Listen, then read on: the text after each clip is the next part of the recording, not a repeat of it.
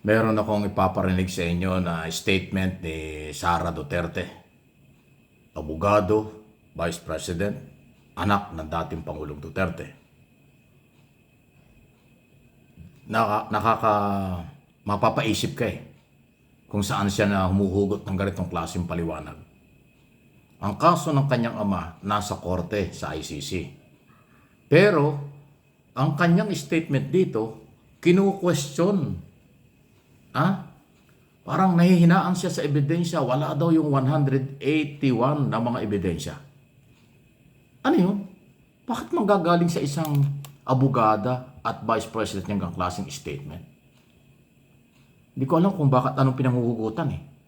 Mamaya papaliwanag natin, pero paparinig ko muna ito sa inyo. Killings bunsod ng war on drugs.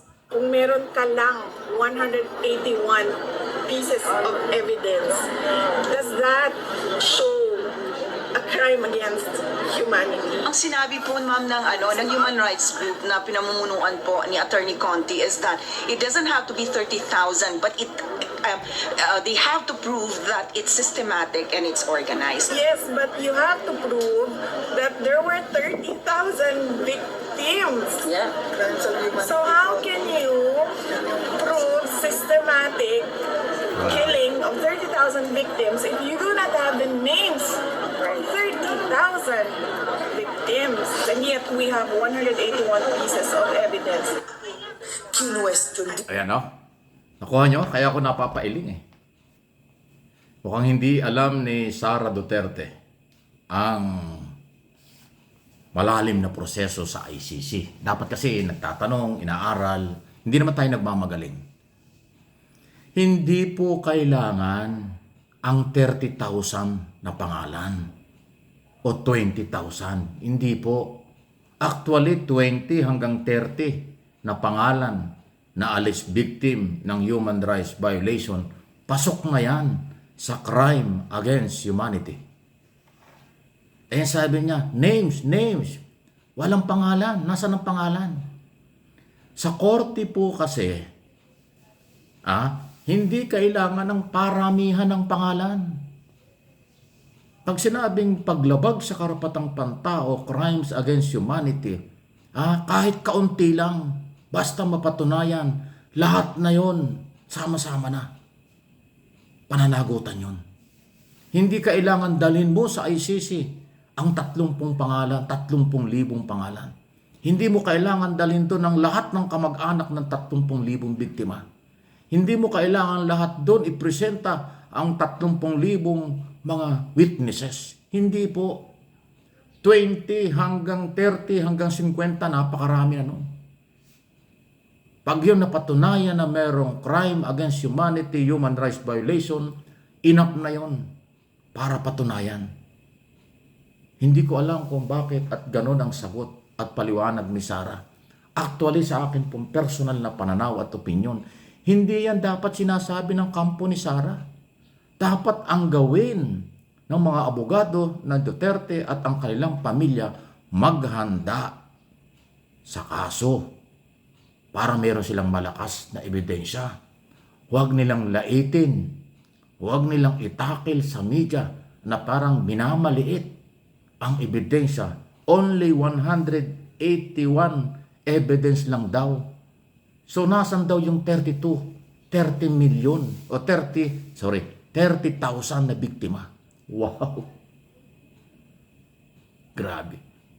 Si Sara Duterte ba ay nag-trial? Di ba abogada yan? Alam ko kahit dito yata sa Pilipinas, di naman paramihan ng biktima eh. Basta meron lang mapatunayan na kasama ng mga naging biktima, yun na po yung pagbabasihan ng korte kung mapapatunayan sa trial. Lalo na kung pare-pares ang style. Ganun yun. Parang pagnanakaw. Ang pagnanakaw ay bawal. Pero hindi mo pwedeng katuwiran sa korte, boss, judge, your honor, please. Ang ninakaw ko, maliit lang. Patawarin niyo ako, maliit lang ninakaw ko. Aba, walang ganon. Basta nagnakaw, labag sa batas. Ang pinag-uusapan, lumabag ba sa batas o hindi? Yun ang pagbabasihan.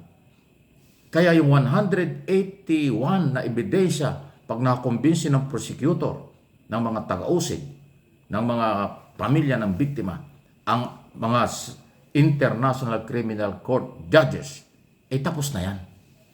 Hindi na kailangan ipresenta pa yung 30,000. Kasi pag nabigyan ng hustisya, yung ang ebidensyang may ipipresenta, lahat yun makakatanggap na ng katarungan ng hustisya. Hindi naman pwedeng halimbawa, pasintabi na, nagkaroon ka ng marahas na galaw, nakadisgrasya ka ng 8 buhay o 10 buhay, napatay mo siya halimbawa. Tapos pag ikaw hinuli, kinasuhan at pagdating sa trial sa korte, sasabihin mo, Judge, isa lang po ang napatay ko dyan. Aba, hindi ibig sabihin yun, acquittal ka. Hindi ibig sabihin yun, wala kang pananagutan. Isa ang inamin mo, doon sa 10 na disgrasya mo, yung isa, kalabuso ka. So kung kalabuso ka sa isa, kalabuso ka rin doon sa iba. So ganun po yun.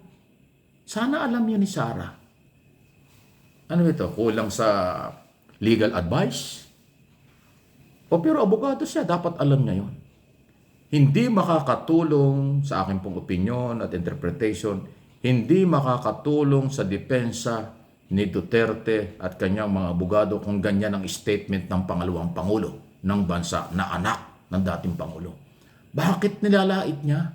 Bakit minamaliit niya yung ebidensya? Hindi naman siya korte. Ang korte lang ang pwede magsabing may ebidensya ka o wala. Malakas ang ebidensya mo o wala. Korte lang ang pwede magsabi nun. Hindi ka mag-anak ng pamilya ng akusado. Kaya sana yung mga prosecutor na sa side ng pamilya ng mga biktima, huwag na nilang patulan yan. Kasi magiging publicity lang. Ang laban ay sa korte, hindi sa media. Kaya lang tinatalakay ko ito, nakakapagtaka. Bakit ganyan ang statement ng pangalawang Pangulo? Sa akin pong personal na opinion at analysis, mapapailing ka na lang. Baka hindi niya alam ang sinasabi niya. Aral pag may time. Pasintabi na po. Kahit sinong abogado ang tanungin mo, kahit sino nakakaintindi ng rule of law, kahit hindi abogado, pag ganyan ang statement ng anak ng akusado, hindi po yan kakampihan. Malamang mapapailing din katulad ko. Ang nakakaintindi lang sa kanya, di mga didiis lang, ay bahala kayo. Good luck. Please like and share ng video. Paki-forward po ninyo ito sa ating mga kababayan para maintindihan nila ano ang proseso, ano ang labanan. Hindi tayo nagmamagaling. Okay? Pinapaliwanag ko lang. Dapat nakapokus sa pagdedepensa. Huwag mong pakialaman. Kung mahina o malakas ang ebidensya ng kalaban, pumokus ka sa depensa. Ang panlalait sa ebidensya ng kalaban, mababaw na katwiran.